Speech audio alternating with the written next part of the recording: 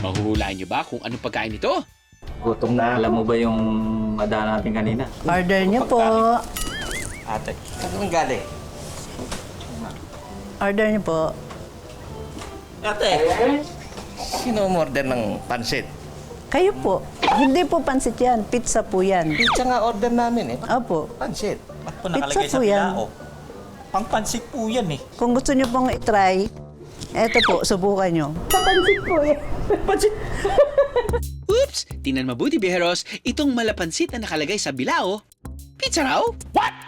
Kapag tinanggal na ang pickle relish, sibuyas, longganisa na lungganisa sa Kapampangan, itlog na maalat, keso at tomato sauce, mapapatunayang pizza nga talaga. Ginawa niya ito noong 1979 pa. So up to now, it's one of our more popular flavors, Philippinized pizza.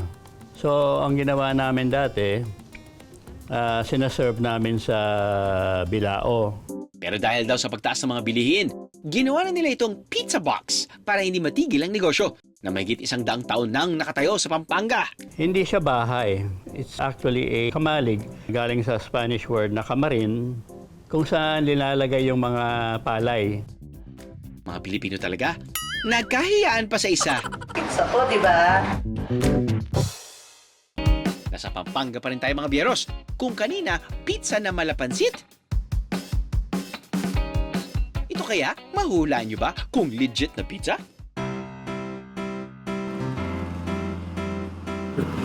Fast delivery po. Ano kuya? Pumalat po yung toppings. Sirit na?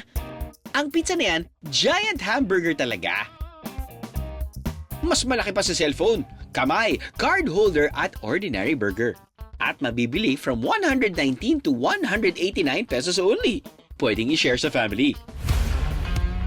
Para sa overload combo burger, ground beef, lettuce, pipino, ham, dressing at keso. Malaki na? Higatin pa!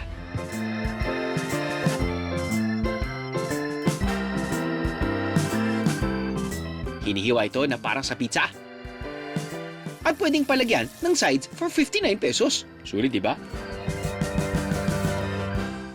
Ano, nabitig ka sa biyahe? God!